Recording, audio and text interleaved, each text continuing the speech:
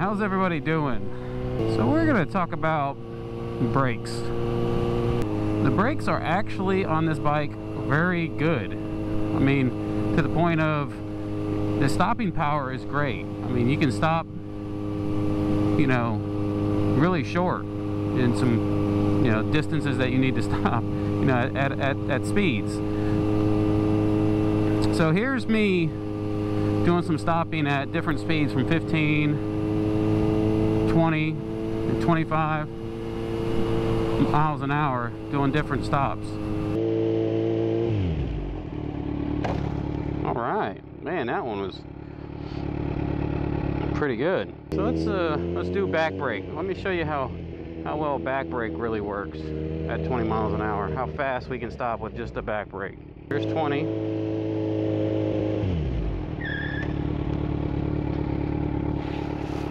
Look at that.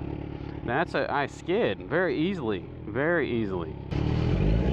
So when you think about upgrading your rear brakes, I don't foresee a reason why. I mean, why? I mean, the back brake locks up so easily. Now to get feel, so let's do 20 with both front and rear. Wow. Now that was a fast stop at 20 miles an hour. Alright, here's 25, all front brake. So that was 25 miles an hour, all front brake, and I'm skidding because I'm hitting this white line. So let's try 25 miles an hour, and let's just do the back brake. Rear brake only.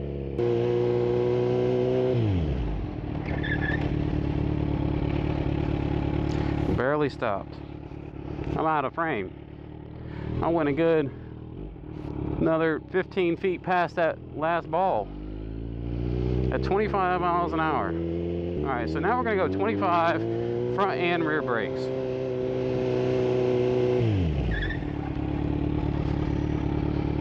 That was 25 front and rear brakes. All right, so here's 20 miles an hour.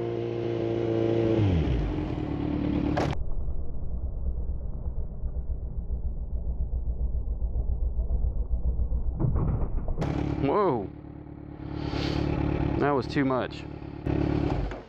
All right, so there we see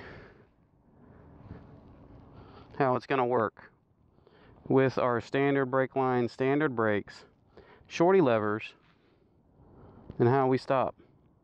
And it seems like we stop fairly well within a 15-foot spot. I don't feel a lot in the lever. I can't really tell what the brakes are doing, but they're much more spongier. By changing out the lines, we might get some more feel. You know, the brakes stop great. They feel great, they work great, and that's with the rubber lines.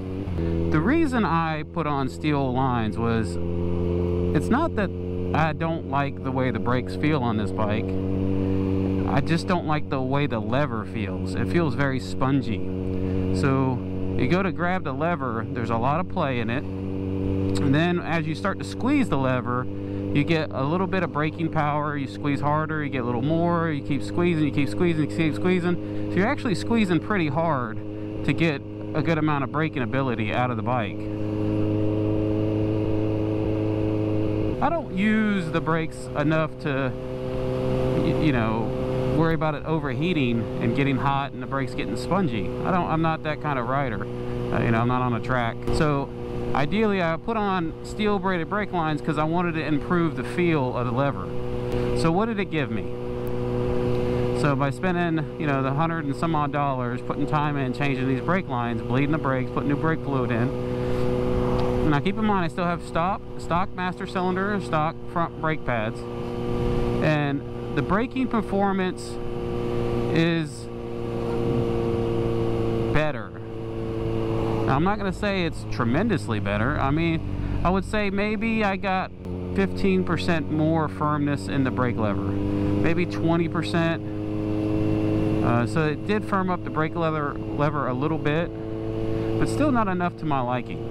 Now, if you think about it, this bike, if you were a beginner and you were riding a bike like this, which you shouldn't be, it's a lot of power to having a beginner's hands.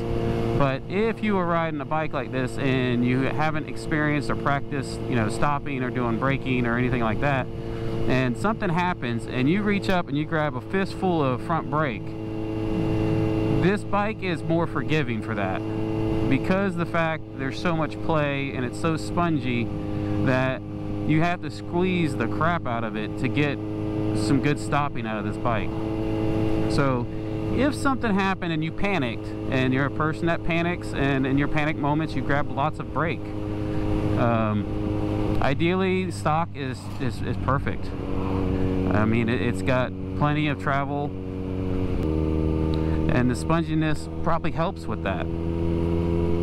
But now if you're a person that, you know, controls your braking, you know, has experience doing emergency stops, you are, you know, you have the experience using lots of front brake, and in a panic situation you're not going to grab a fistful of brake lever, then to get better brake pads, get better brake lines, or even a better master cylinder, so you can, you know, operate the brake lever with just a little bit of pressure. And in a situation where you panic and something happens, you're not going to grab a fistful of brake. Because if you swapped out this master cylinder, put steel braided brake lines, you put EBC front brake pads, you know, and then you go to grab a fistful of brake on a panic, yeah, you're doing cartwheels. So for me,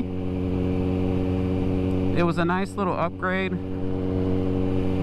Adding the brake lines, it wasn't enough for me. I feel like instead of putting the $120, some odd dollars, and now keep in mind, mine is non-ABS,